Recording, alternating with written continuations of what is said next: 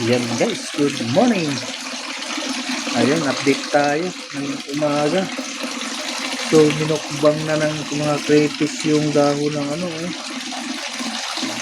ng tawag yan, kangkong. Ayun, may naisang tayong lumabas.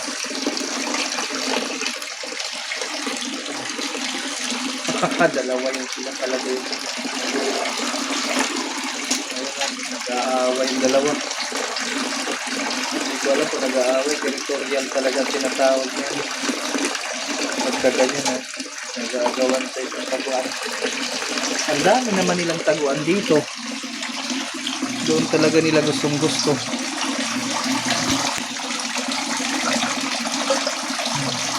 Ubos yung mga dahon. Minukbang nila yung mga dahon talaga.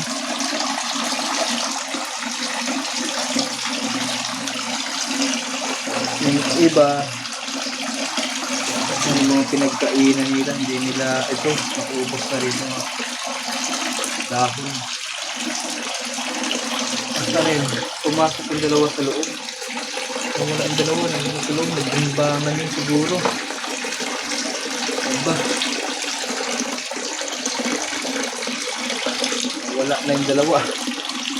Dapat isa lang ang makapangin sa loob, nagbimbangan siguro yung dalawa.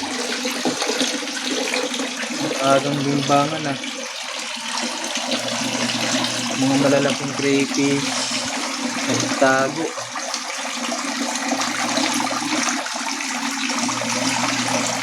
Yan. Yung update natin sa ngayon for today. Hindi pa tayo nag-change ng tawag sa tubig. Malinaw pa naman.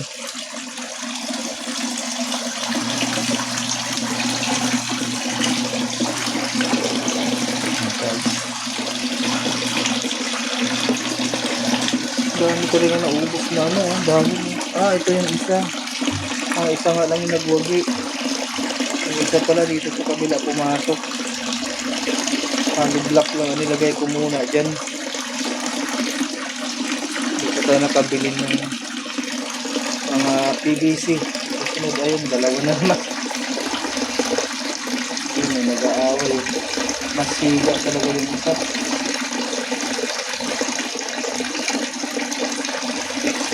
Naka-ubra yung isang crayfish. Babae siguro ko na crayfish. Nasiga talaga yung isa na yun. Yan. Nalungkot tuloy. Ginagawan ko ng pwesto.